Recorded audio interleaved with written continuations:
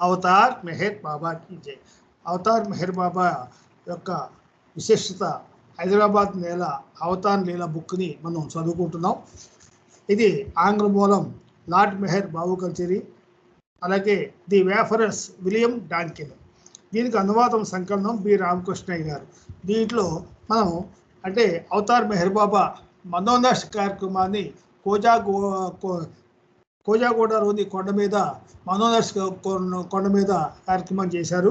16/10/51 నుండి 23/10/51 వరకు అంటే 7 రోజుల కార్యక్రమ ఆ గుహలో ఆయన ఏకాంతవాసం చేశారు. 23/10/51 ఆఖరి రోజు. ఆ ఏకాంతవాసంలో బాబా చేస్తున్న ఆ పని కేవలం అనంతుడైన భగవంతునికే తెలియాలి. అందరి మనస్సులతో కలిసిన మనస్సు చేసిన విశ్వాత్మకమైన పనే అది అని మనం చదువుకున్నాం. దాని కంటిన్యూషన్ ఇప్పుడు మళ్ళీ అంటే అక్టోబరు 24వ తేదీన కోజాగూడ కొండ నుండి సామాన్లన్నీ కూడా జూబ్లీ హిల్స్ అంటే బంజారా హిల్స్లోని కోహినూర్ బంగ్లాకు పంపించబడ్డాయి. బాబా అక్కడ ఉన్న స్త్రీ పురుష అనుచరులకు ఈ కింది సందేశాన్ని పంపించారు. నేను క్షేమంగా ఉన్నాను. నేను గుహలో చేసిన పని 100% విజయవంతమైంది. ఈరోజు 24/10/51 నేను కాలినడకన ఔరంగాబాద్ ద్వారా మెహరాబాద్కు వెళుతున్నాను. బాబా 24/10/1951 రోజున కోజాగూడ గ్రామ శివార్లలోని కొండపైన గల మనోనాష్ గుహ నుండి మధ్యాహ్నం 3:30 యూరిచ్, గుస్తాజీ, బైదుల్ మరియు దౌలత్ సింగ్లతో కాలినడకన బయలుదేరారు. రెండు సామాన్లన్నింటినీ కూడా ఒక ఎద్దుల బండిలో తీసుకొని ఆ బండిని నడిపిస్తూ వెనకాలే వచ్చాడు. మిను ఖరాస్ ఆరోగ్య కారణం వల్ల తన వెంట తీసుకుని వెళ్లకుండా బాబా అతనికి వేరొక డ్యూటీ ఇచ్చారు. మొదటి రోజు లింగంపల్లి వరకు వెళ్ళి అక్కడ డాక్ బంగ్లాలో రాత్రి బస చేశారు. అక్కడి నుండి జోగిపేట, సంగారెడ్డి, సదాశివపేట, హుస్నాబాదుల మీదుగా గుల్బర్గాకు, అక్కడి నుండి ఔరంగాబాద్కు, ఖుల్తాబాద్కు వెళ్ళారు. ఔరంగాబాద్ నుండి మెహరాబాద్కు వెళ్ళారు. దారిలో పేదవారికి సహాయం చేశారు, మస్తులను కలిశారు. 21/11/1951 రోజున మెహరాజాద్ చేరడానికి ముందు ఆఖరి మజిదీ అయిన ఇమాంపూర్కు రాత్రి 9 గంటలకు చేరుకున్నారు. అక్కడ పాడుపడిపోయిన మసీదులో బస చేశారు. దానిని బ్రిటిష్ వారు అంత పూర్వం డాక్ బంగ్లాగా వాడుకున్నారట. ఆ రాత్రి అక్కడ ఒక చిరస్మరణీయమైన సంఘటన జరిగింది. బాబా వద్ద ప్రతి ఒక్కరూ 2 గంటలు కాపలాదారుగా ఉండాలి. యూరిచ్ కాపలా డ్యూటీలో ఉండగా పైన ఏదో శబ్దం వచ్చింది. అది ఎక్కడి నుండి వస్తుందో కనుక్కోమన్నారు బాబా. అంతా చీకటిగా ఉంది. బాబా చైతన్య సముద్రం చూడడానికి యూరిచ్ అగ్గి పొలాలను వెలిగిస్తూ గమనించసాగాడు. అక్కడ ఒక్క లాంతరు కూడా లేదు. పరీక్షగా చూడగా గోడ సందులో ఒక గూడు, దానిలో ఒక పక్షి ఉంది. అది రెక్కలు ఆడిస్తుంటే ఆ శబ్దం బాబా దాన్ని పట్టుకుని బయటకు విసిరేయమన్నారు. యూరిచ్ అలా చేయడానికి ప్రయత్నిస్తుండగా బాబా చప్పట్లు కొట్టి అతనిని పిలిచి సభ్యులతో ఇలా చెప్పారు: ఈ రాత్రి వేళ ఆ పక్షిని బయటకు విసిరివేయమని నేను ఆదేశించడం క్రూరమైన పని. దానికి నేను చింతిస్తున్నాను. మరునాడు ఉదయం బాబా ఆ సంఘటన తెలుసుకొని పెండు, కుస్తాజీ, బైదుల్ మరియు యూర్చులకు ఇలా చెప్పారు: నా వల్ల జరిగిన ఆ అమానుషమైన చర్యకు ఒకటే ఉపశమన మార్గం. అదేమిటంటే మీరు నా పైన ఉమ్మివేసి మీ చెప్పులతో నన్ను కొట్టాలి. బాబా అప్పుడు తన సాద్రా విప్పేసి నిలబడగా అందరూ బాబా పైన ఉమ్మేసి చెప్పుతో ఆయన ప్రీతముని కొట్టారు. ఇది నాకొక గుణపాఠం. నేను చేసిన అమానుష పనికి గుణపాఠం. ఇక పైన ఎప్పుడు నేను అలా క్రూరంగా ప్రవర్తించను అని బాబా చెప్పారు. పశ్చాత్తాపానికి అందరికీ ఒకే గుణపాఠం. అది ఒక గుణపాఠం. పరిపూర్ణతలో తన పాత్రను నిర్వర్తించడం. ఆయన సాధకునిగా తన పాత్రను పరిపూర్ణతతో నిర్వహించి ఆధ్యాత్మిక మార్గంలో ప్రవేశించడానికి పశ్చాత్తాపపు పద్ధతిని చూపించారు. ఇమాంపోరా నుండి 23/11/51 రోజున బయలుదేరి మెహరాజాద్కు బాబా మధ్యాహ్నం చేరుకొని నేరుగా మెహరాజాద్ దగ్గర తెంబి కొండపైన ఉన్న క్యాబిన్కి వెళ్ళారు. మెహరాబాద్లో తెంబి మనోనాస్ కొండపైన క్యాబిన్లో ఏకాంతవాసం 27/11/51 నుండి ప్రారంభించారు. డిసెంబరు 15, 1951 రోజున మెహరాజాద్లో ఏర్పాటు చేసిన క్యాబిన్కు కొండ దిగి వచ్చి అందులో ఏకాంతవాసాన్ని కొనసాగించారు. అన్ని అవతార రూపాల ఫోటోలు, మతాలయాల 5 నమూనాలను ఒక టేబుల్ పైన ఉంచి ప్రార్థన చేయించారు. 24/12/51 రోజున చనిపోయిన 124 మంది బాబా అంచులను గుర్తు చేసుకుంటూ ఈడ్చి పేర్లు చదువుతుంటే బాబా పేదవారి కాళ్ళకు మొక్కుతూ ఒక్కొక్కరికి ₹1 చొప్పున 124 మందికి ఇచ్చారు. 25/12/51 రోజున మనసంటే ఏమిటో, దాన్ని ఎలా జయించాలో వివరిస్తూ సందేశం ఇచ్చారు. 31/1/1952 రోజున సాయంత్రం 7 గంటలకు ధుని వెలిగించారు. అంతకు ముందే ఈ కింది మాటలు ఈరుచుతో వ్రాయించి బాబా తన జేబులో పెట్టుకున్నారు.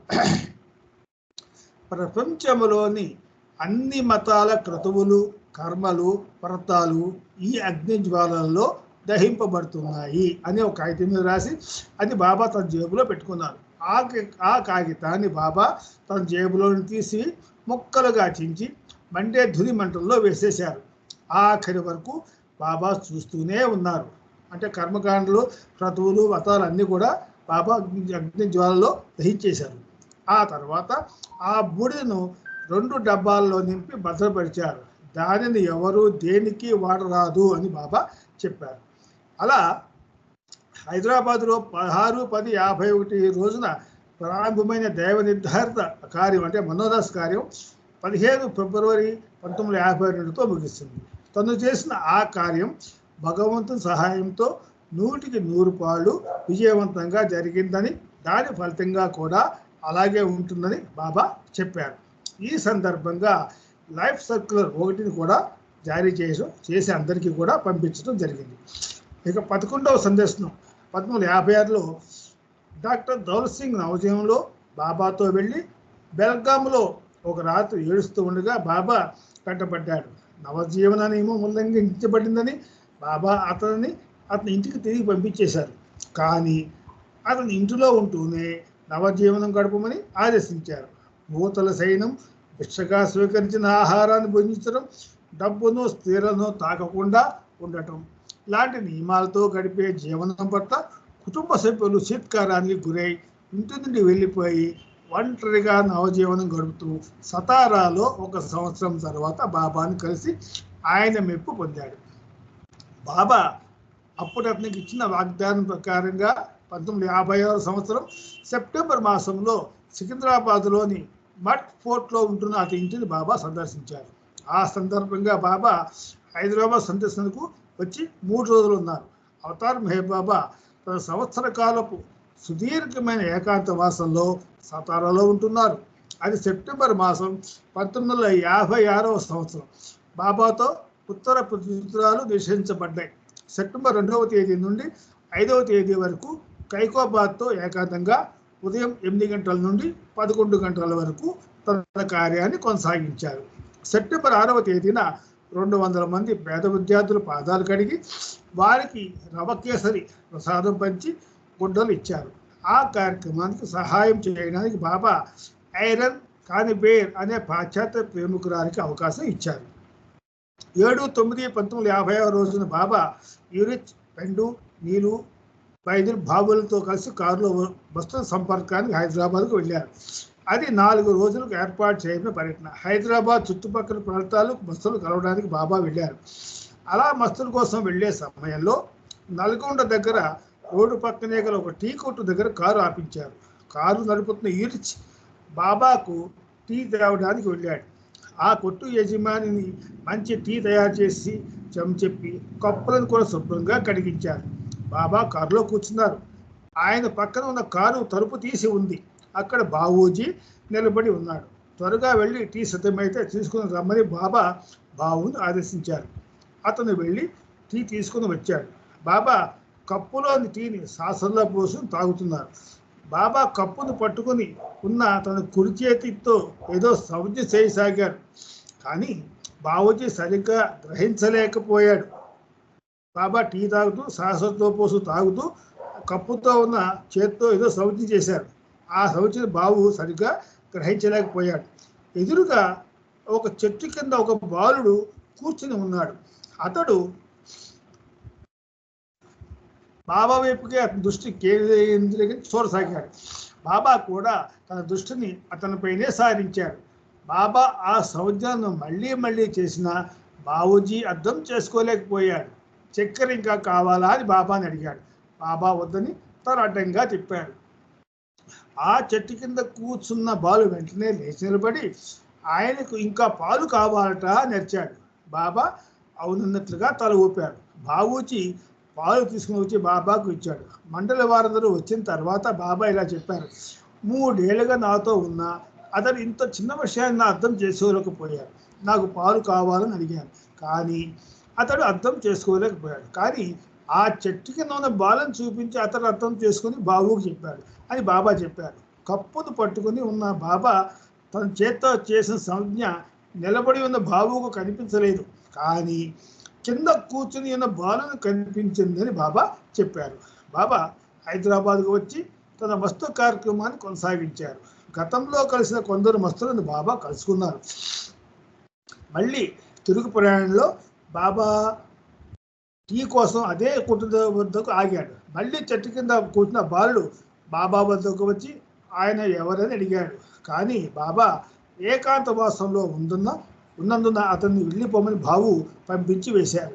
అతడు వెళ్ళిపోయి బాబా వైపే చూస్తూ ఉండిపోయాడు. మాటతో పని లేకుండానే మౌనావతాడైన మెహర్ బాబా తన కటాక్ష వీక్షణంతో ఆ బాలునికి ఇచ్చిన ఆధ్యాత్మిక కానుక అపూర్వమైన దయ ఉంటుందంటంలో ఎటువంటి సందేహము లేదు. ఈ పర్యటనలో భాగంగా బాబా దౌలత్ సింగ్కు ఇచ్చిన వాగ్దానాన్ని నెరవేరుస్తూ సికింద్రాబాద్ మట్ ఫోర్ట్లోని గ్రామంలో నివాసం ఉంటున్న దౌలత్ సింగ్ ఇంటికి వెళ్ళారు. ఆయన కుటుంబ సభ్యులందరికీ తన దర్శన భాగ్యం కలిగించారు. దౌలత్ సింగ్ ఆనంద పారవశ్యంలో ఉబ్బి దెబ్బైపోయాడు. నేను విశ్వానికి ప్రభువునే అయినా నా ప్రేమికులకు దాసుడను అనే బాబా సందేశం ఎంతో సత్యమైంది. దీనివల్ల మనకు అర్థమవుతోంది. జై మెహర్ బాబా. ఇక్కడికి ఒక భాగం అయింది. రెండో భాగం 5 పేజీలో ఉంది. అది కూడా కంప్లీట్ చేసేస్తాను, టైం ఉంది కదా. రెండవ భాగం. నేను బోధించకు రాలేదు, మేలు కోల్పుటకు వచ్చాను. అవతార్ మెహర్ బాబా. భాగ్యనగర్లో బాబా కేంద్రాలు.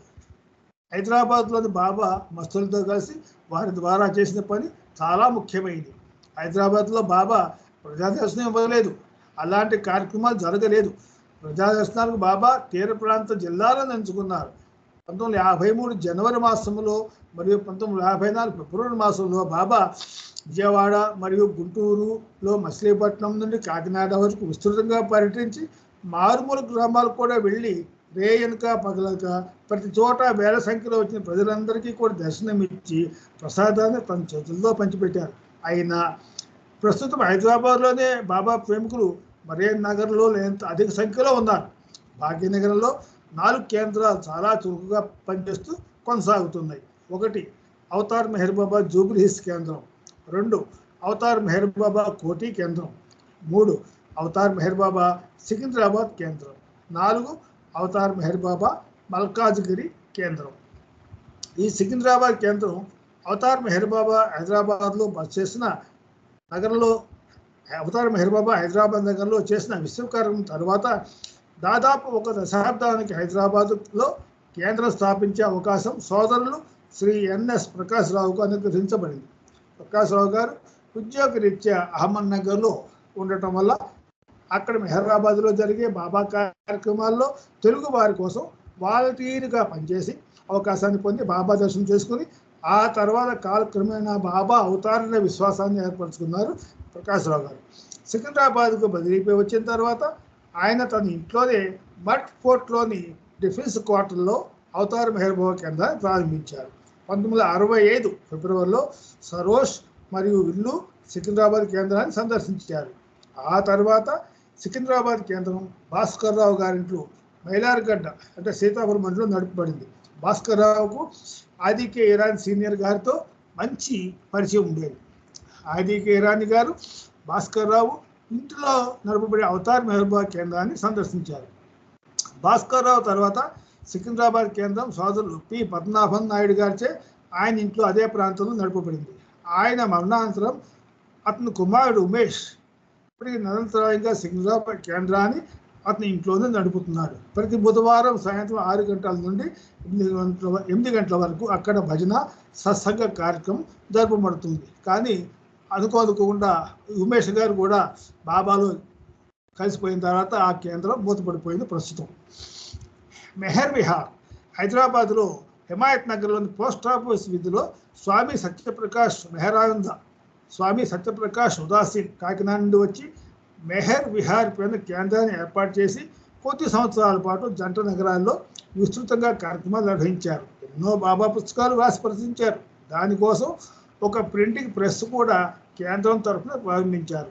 దివ్యవాణి అనే ఆంగ్ల మాసపత్రిక మరియు మెహర్ జ్యూత్ అనే తెలుగు మాసపత్రిక కూడా మెహర్ విహార్దే ప్రస్తుతం చేయబడ్డాయి. కానీ స్వామీజీ మళ్ళీ కాకినాడకి వెళ్ళిపోవడం వల్ల మెహర్ విహార్ మూసివేయబడింది. హైదరాబాద్ కోటి కేంద్రం సోదరులు ఎన్ఎస్ ప్రకాశ్రావు గారు సికింద్రాబాద్ నుండి హైదరాబాద్లోని ఇస్లామియా బజార్ కోటికి మకాం మార్చిన తర్వాత వారి ఇంటి ఆవరణలోనే ఒక హాల్ నిర్మించి అక్కడ అవతార్ మెహర్ బాబా హైదరాబాద్ కేంద్రం ప్రారంభించారు.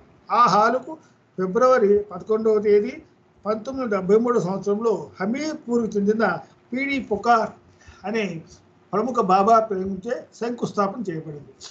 అదే సంవత్సరం జూలై 28వ తేదీ గురు పూర్ణిమ రోజున ఢిల్లీకి చెందిన ప్రేమికురాలు కుసుమ్ మొహకం సింగ్ గారిచే ఆ కేంద్రం హాలు ప్రారంభించబడింది. అప్పటి నుండి అవతార్ మెహర్ బాబా హైదరాబాద్ కేంద్రం హైదరాబాద్ సికింద్రాబాద్ జంట నగరాల్లో వివిధ కార్యక్రమాలు ఘనంగా నిర్వహించింది. ఎందరో ప్రముఖులైన బాబా ప్రేమికులు మండలి సభ్యులు ఈ కేంద్రాన్ని సందర్శించారు. బాబా జన్మదినోత్సవాలు 100 రోజుల కార్యక్రమాలు విజయవంతంగా జరపబడ్డాయి. 1980 సంవత్సరంలో అవతార్ మెహర్ బాబా హైదరాబాద్ కేంద్రాన్ని సొసైటీస్ రిజిస్ట్రేషన్ చట్టం ప్రకారంగా రిజిస్టర్ నంబర్ 7/1980 ద్వారా రిజిస్టర్ చేయబడింది.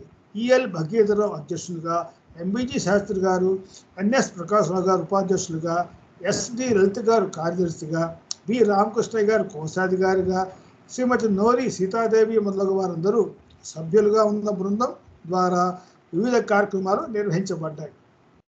ఎన్ఎస్ ప్రకాశ్రావు గారిచే కాక వారి కుటుంబ సభ్యులందరూ కూడా శ్రమించి పనిచేశారు. ఎన్ఎస్ ప్రకాశ్రావు గారే కాక వారి కుటుంబ సభ్యులు అందరూ కూడా శ్రమించి పనిచేశారు. 14-11-1986లో జూబ్లీ హిల్స్ కేంద్రం ప్రారంభమయ్యే వరకు ఆ తర్వాత కూడా బాబా కార్యక్రమాలు కోటి సెంటర్ నేటికి ప్రధాన కార్యస్థానంగా ఉంది. సోదరులు ప్రకాశ్రావు వారి ధర్మపత్ని ప్రభావతమ్మ గాల మరణానంతరం వారి కుమారులు శ్రీ నోరి హనుమంతరావు, శ్రీ నోరి సునారాయణ గారు, శ్రీ నోరి రామసుబ్బారావు మరియు మీనాక్షమ్మ గారు వారి కుమారులు కూతుళ్ళు అందరూ కూడా సమిష్టిగా కోటి సెంటర్ నిర్వహణలో కార్యక్రమాల్లో శ్రద్ధ వహించి పాల్గొన్నారు. బాబా సాహిత్యానికి సంబంధించి అన్ని భాషల గ్రంథాలలో మంచి గ్రంథాలయాన్ని సోదరులు నోరి సునారాయణ గారు అభివృద్ధి చేశారు. ప్రతి సంవత్సరం హైదరాబాద్ జరిగే పారిశ్రామిక ప్రదర్శన అంటే ఎగ్జిబిషన్ స్టాల్ పెట్టి 40 రోజులు నడపడం సూర్యనారాయణ గారి ఆధ్వర్యంలో జరిగేది. బాబా జన్మోత్సవాల తర్వాత వచ్చే ఆదివారం రోజున ప్రతి సంవత్సరం రక్తదాన శిబిరం నిర్వహించబడుతుంది ఆ కోటి సెంటర్లో. ప్రతి సోమ, బుధ, శుక్రవారంలో సాయంత్రం ఆకు ప్రెషర్ క్లినిక్ సోదరు రాజేంద్ర మెహర్చే నిర్వహించబడుతున్నది. బాబా కృపతో ఎన్నో దీర్ఘకాలిక వ్యాధుల నుండి ఎంతోమందికి ఉపశమనం కలుగుతుంది. ప్రతి శనివారం సాయంత్రం 6 గంటల నుండి 8 గంటల వరకు భజనలు, సత్సంగ కార్యక్రమం, ప్రతి మంగళవారం, గురువారం రోజుల్లో సాయంత్రం బాబా సాహిత్యం పఠించే గోష్ఠి కార్యక్రమాలు జరపబడుతున్నాయి. ఇక నెక్స్ట్ కేంద్రం మల్కాజిగిరిలో శ్రీ జగన్నాథం గారు సాహిత్య అపార్ట్మెంట్లోని తన ఇంట్లో ఈ సెంటర్ ప్రారంభించారు. ప్రస్తుతం ఈ కేంద్రం నడపడానికి ఒక ఇంటిని అద్దెకు తీసుకుని కార్యక్రమాలు నిర్వహించబడుతున్నాయి. అవతార్ మెహర్ బాబా మల్కాజిగిరి కేంద్రాన్ని సొసైటీ రిజిస్ట్రేషన్ చట్ట ప్రకారం రిజిస్టర్ చేసి ఒక సొంత భవనాన్ని నిర్మించుకోవడానికి ప్రయత్నాలు చేశారు. అవతార్ మెహర్ బాబా మల్కాజిగిరి కేంద్రంలో ప్రతి సోమవారం సాయంత్రం 6 గంటల నుండి 8 గంటల వరకు భజన, సత్సంగ కార్యక్రమాలు సోదరులు మల్లికార్జునరావు గారు, సోదరు పండుగేశ్వర గారు, బిఆర్కే శాస్త్రి, సోదరు రామన్యాలు గారు మరియు సోదరు హరి మొదలగు వారు బృందంగా నిర్వహించేవారు. ఇప్పుడు దానికి ప్రత్యేకంగా ఒక కేంద్రం, ఒక సొంత భవనాన్ని ఏర్పాటు చేసుకోవటం జరిగింది. ఆర్కే నగర్ బస్ స్టాప్కి ఎదురుగుండా సొంతలో. జూబ్లీ హిల్స్ కేంద్రం ఇది పెద్దది. లాస్ట్గా అవతార్ మెహర్ బాబా 1945వ సంవత్సరంలో మస్తు కార్యక్రమానికి మళ్ళీ 51లో నవజీవన తుదిఘట్టమైన మనోనాస్ దైవ నిర్ధారణ చర్య కోసం 2 సార్లు 6 మాసాలు దీర్ఘకాలం హైదరాబాద్లో బంజారీస్ జూబ్లీస్ ప్రాంతంలో నివాసం ఉన్నారు. 45వ సంవత్సరంలో మస్తు కార్యక్రమానికి మళ్ళీ 51లో నవజీవం తుదిఘట్టమైన మనోనాస్ కార్యక్రమానికి 2 సార్లు అంటే 6 మాసాలు దీర్ఘకాలం హైదరాబాద్లోని బంజారీస్లో జూబ్లీస్ ప్రాంతంలో నివాసం ఉన్నారు బాబా. ఆయన నివాసంతో బంజారా హిల్స్ జూబ్లీస్ ప్రాంతం పవిత్రమైంది. పరమ పవిత్రమైందంటే అతిశయోక్తి కాదు. ఆనాడే జూబ్లీస్లో ఒక నాస్తిక మానవతావాది ద్వారా స్థలం ఇవ్వబడే సంఘటనకు బాబా రూపకల్పన చేశారేమో అనిపిస్తుంది. జూబ్లీస్ కేంద్రానికి స్థలసేకరణ నిర్మాణం ప్రారంభం జరిగిన తీరుదలు పరిస్తే అది నిజమే అనిపిస్తుంది. బాబా మండలి సభ్యుడు, బాబా ప్రేమిక లోకానికి ఆప్తుడు, ఒక బాబానే అనన్యంగా స్మరిస్తూ ఆయన దామని గట్టిగా పట్టుకోవాలని నిష్కర్షగా చెప్పిన ఆయన హృదయం స్వభావం పశువాని వలె ఉండేది.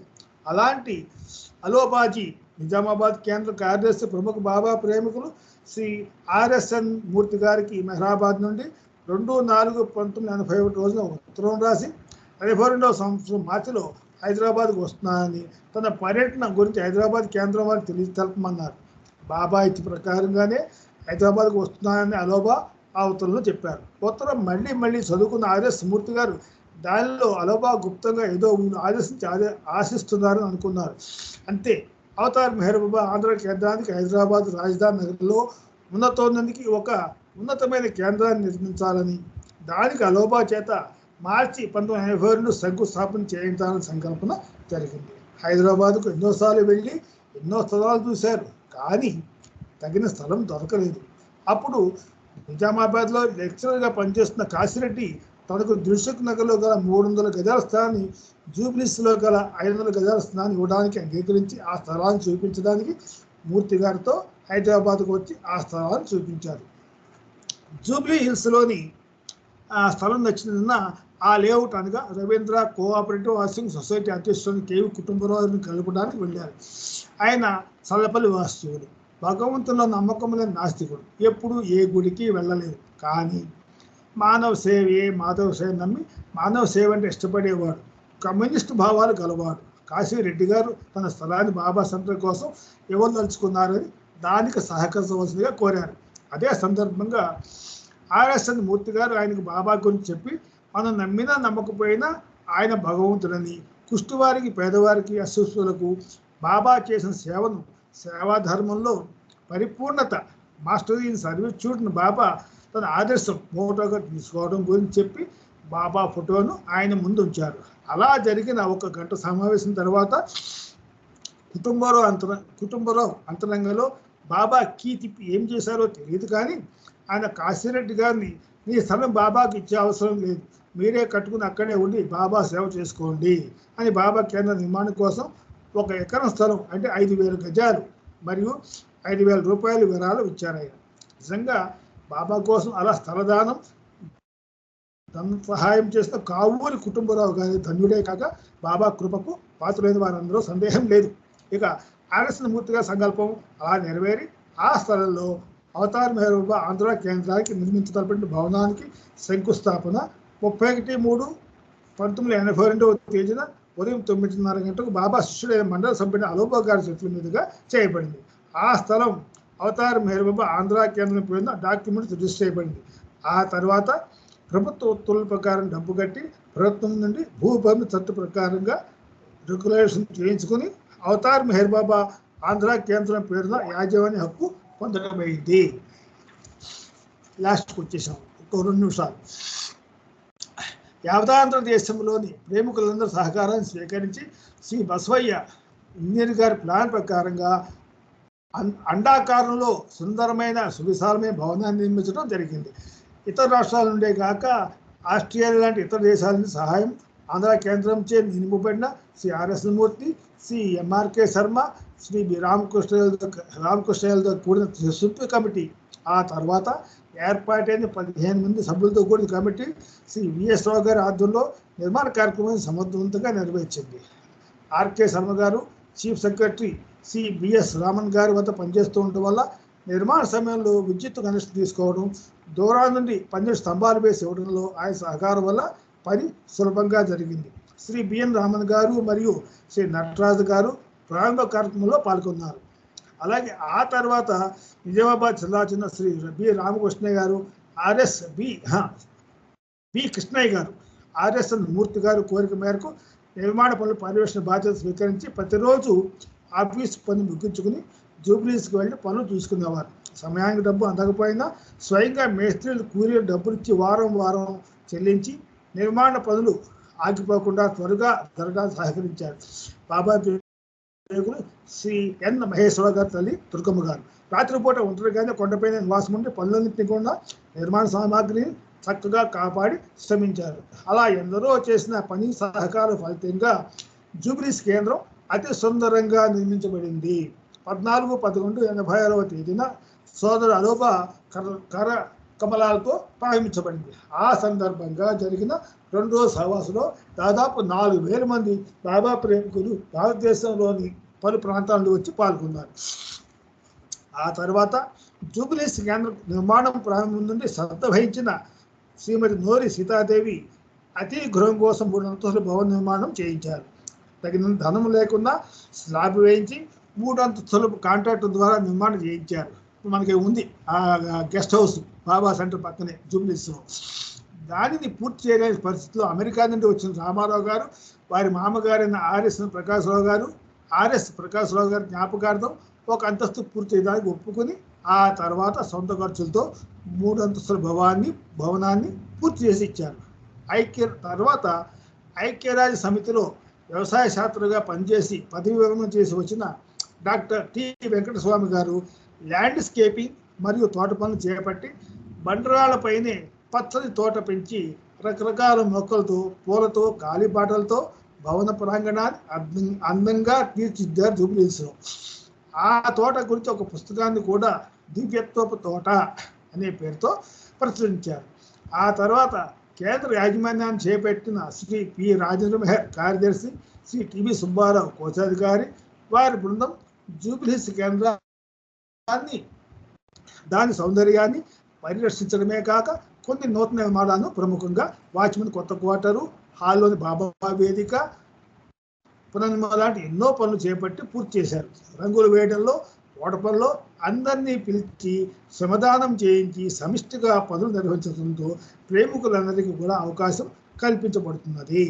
ఈ హైదరాబాద్, సికింద్రాబాద్ జంట నగరాల్లోని కేంద్రాలని కలిసి బాబా జన్మోత్సవాలను నవంబర్ నుండి ఫిబ్రవరి 25 వరకు కూడా బాబా జన్మదినం వరకు, ఆ తర్వాత 2 రోజుల వరకు అన్ని కేంద్రాల్లో సమిష్టిగా నిర్వహించుకోవడం జరుగుతుంది. ఇప్పటికీ కూడా అన్ని కేంద్రాల్లోనూ వారం సత్సంగ కార్యక్రమాలు, ప్రత్యేక కార్యక్రమాలు, సహవాస కార్యక్రమాలు, అలాగే మెహర్ బాబా కోజాకోటలోని మనోనాథ గుహలో ఏకాంతవాసం చేసి నిర్వహించిన మనోనాథ కార్యక్రమాన్ని సంస్మరించుకుంటూ కోజాకోట వద్ద కొండపైన కూడా ప్రతి సంవత్సరం అక్టోబర్లో ఆ మనోనాథ గుహతో సహవాసం నిర్వహించడం జరుగుతున్నది. అదేవిధంగా ప్రతి శనివారం కూడా 2వ శనివారం కూడా అక్కడ కార్యక్రమాలు చేస్తున్నారు. కోజాగూడ దగ్గర ప్రతి 2వ శనివారం అక్కడ ప్రోగ్రామ్ చేస్తున్నారు, నగర సంకీర్తనం చేస్తున్నారు.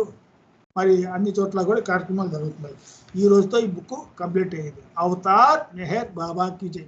అవతార్ బాబా యొక్క ప్రేమతో హైదరాబాద్ నేల అవతార్ నీల పుస్తకాన్ని చదవగలిగాను. బాబాకు ధన్యవాదాలు తెలియజేసుకుంటూ ఈ కార్యక్రమాలు సహకరించి మీ అందరికీ కూడా జై మెహర్ బాబా తెలియజేసుకుంటూ అవతార్ మెహర్ బాబాకి జై. జై మెహర్ బాబా అని అందరూ కూడా